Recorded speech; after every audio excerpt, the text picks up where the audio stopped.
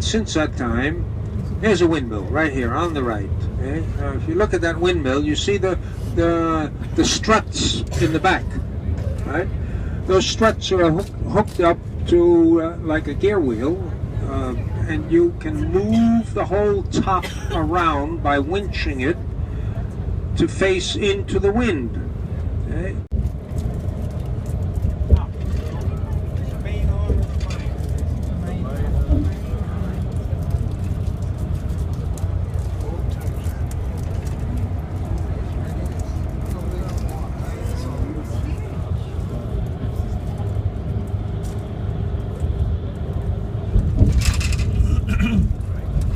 Yeah. Now I was telling you about Rotterdam, and in World War II, Rotterdam was completely destroyed. In the beginning of the war, the Germans bombed it. Okay? During the war, the Allies bombed it because the Germans were there. At the end of the war, when the Germans were leaving, they burnt what was left of it. So nothing was left of the world's largest harbour except a statue of Erasmus, a humanist philosopher. And the Dutch completely rebuilt Rotterdam after the war. It took a whole generation, but it's now once again the world's largest port in terms of tonnage handled. But it's a modern city. If you go to Rotterdam, some of the parts of the old town have been restored, but it's mostly glass and steel. I think I've mentioned it yesterday, but if I didn't, I'm telling you now.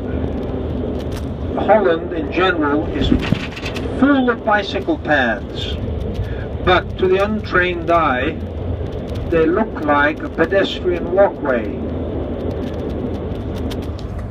Pedestrian walkway will be on the right side, or the other side of the bicycle path. These bicycle paths also are used by motorbikes, okay, rather than just push bikes.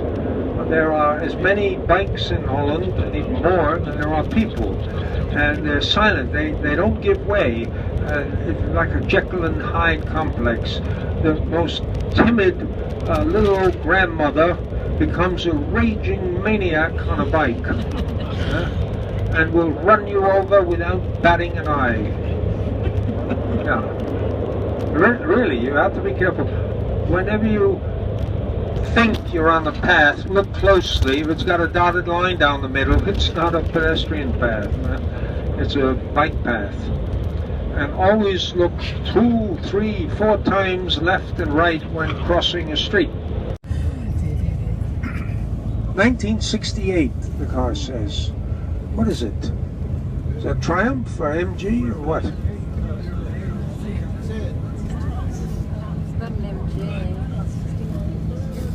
No, there's a. There are more.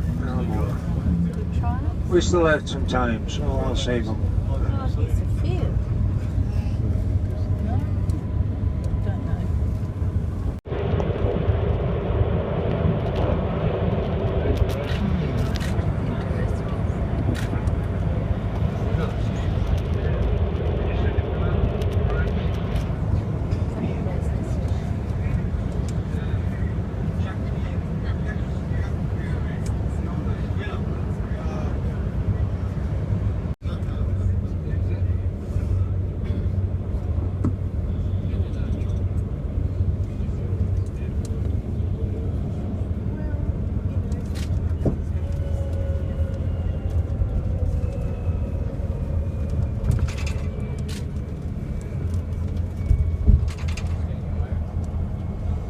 We don't go over the bridge, no. No.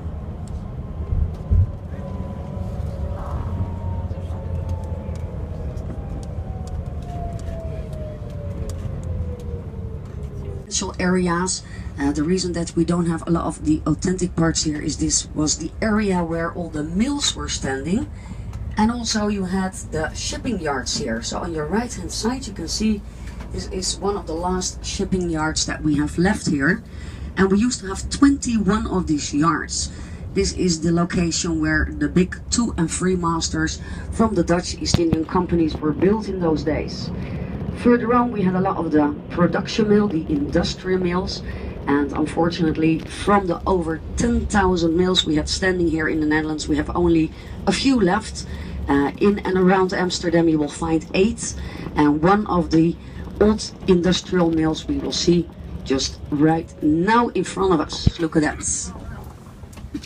That's called the Van Gooijer mill, and this beautiful mill is an old crane mill, and it's been placed here because next to it you'll find the smallest beer brewery of Amsterdam. Most people think we only brew Amstel or Heineken. We have some more Dutch kind of beers, but not as much as you'll find in Germany or Belgium, for example. As I said, we have a big amount of it, and then especially when we cross over, be careful, because there's 2 kind of bikers that are extremely dangerous. These are the ones that go around on the colored painted ones, the red, yellow and the bright green bikes. These are the rental bikes with a tourist on them. So be most careful with them, these are very dangerous, yeah. So also here on the right side you see some new beautiful residential areas, and these were all designed by different architects, like the last one here on the right hand side. This is designed by a Japanese, and it looks like a lotus flower. You need a little bit of fantasy though, but... And that's also placed as new residential areas here in the former industrial part that was still in connection with the Amsterdam harbor from here. So one of the biggest buildings that you will find is this tropical museum here on the left hand side, and we call it the Tropical Museum. It's named after the former colonial museum. This is where the products that have been taken from the former Dutch colonials were stored, and now later on opened up as a museum. A fairly new building actually, dates back to 1926, and they also have congresses running in there. And you can see it's a beautiful style, one of the last ones from the style till we went over to this new building style here in Amsterdam, which is called the Amsterdam High Building Techniques. So in front of us we see one of the later entrance gates. This was when Amsterdam has been extended for the 2nd time, and this entrance gate is called the Muiderpoort. A very important one because during the French Revolution this is where Napoleon entered the city on his white horse, and if you go to see one of the museums you find a lot of these paintings from this short but very important French period where we've been living in.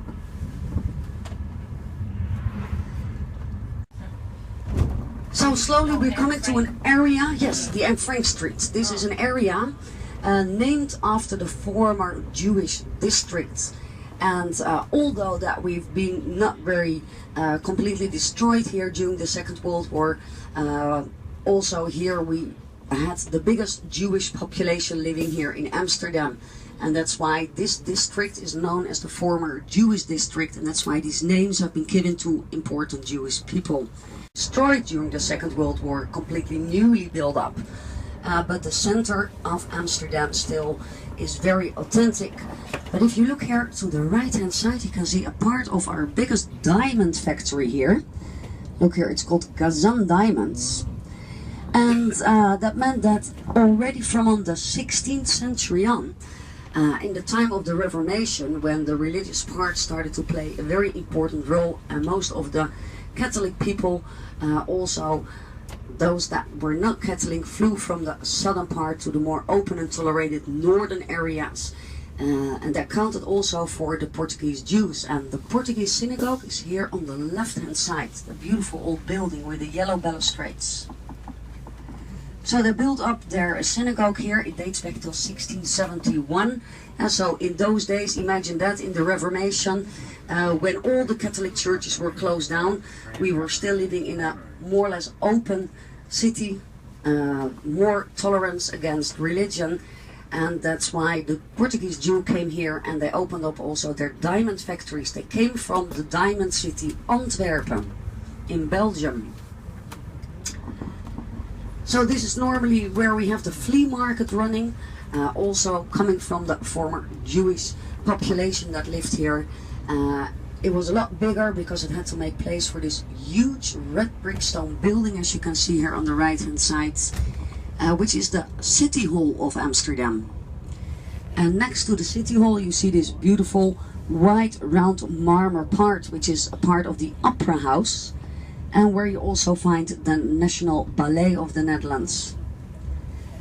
So here we're going over the Blue Bridge. Has anybody been in Paris before? Can you recognize this bridge? Alexander III, exactly, it's a copy of it, yes. We're going over the river Amstel, and look to the left, we'll probably come to pass with our canal boat underneath here too later on.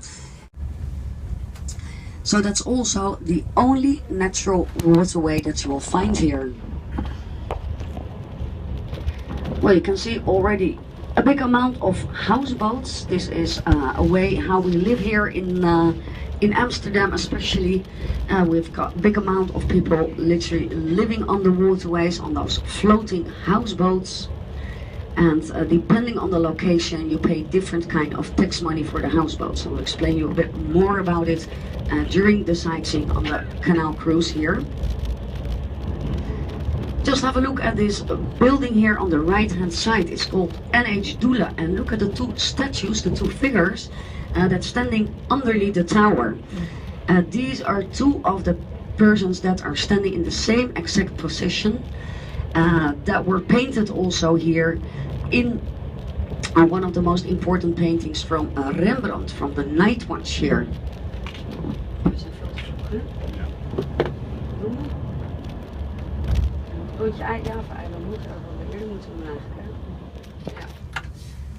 So here we're coming, this is the oldest defensive tower, and you can see the lower part is still an authentic part, and you can see the top part has been built up in the 17th century. And look at the bells, they're hanging outside the tower.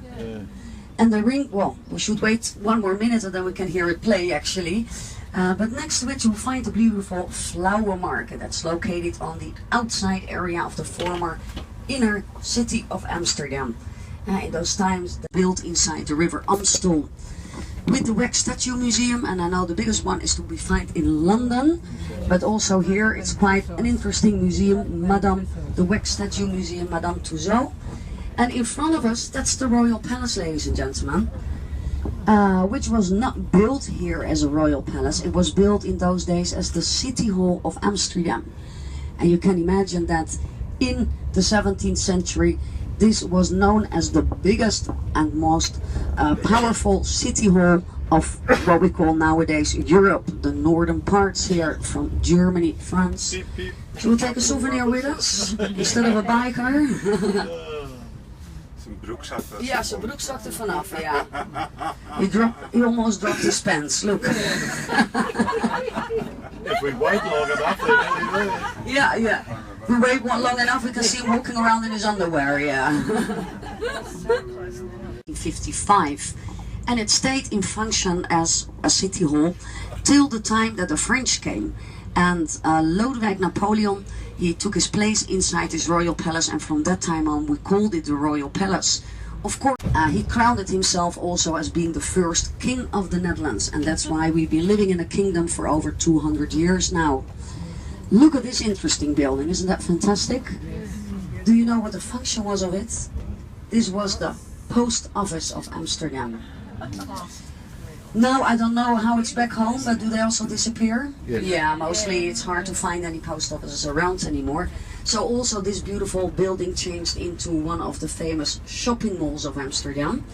And it's open 7 days a week.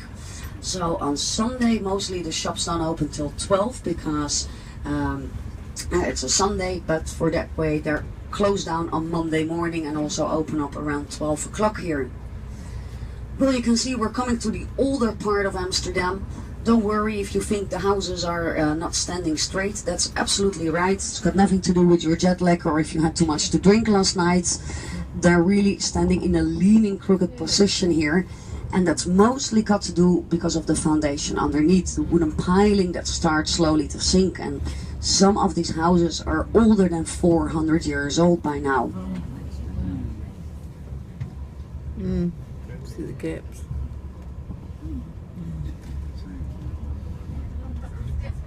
Hoe laat moet je bij de boot zijn? 9:15. Maar ja, doe het ook nog even met uitstappen en erheen lopen. 8:30, dus ja. Iets over 8:30. Yeah. So you can see, look at all the bikes parked on the sides here. And it's always a huge difference if you go around to the city on Sunday morning compared to the afternoon.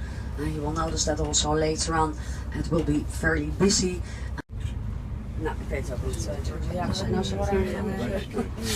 so you can see here on the left and the right, look at these color painted houses.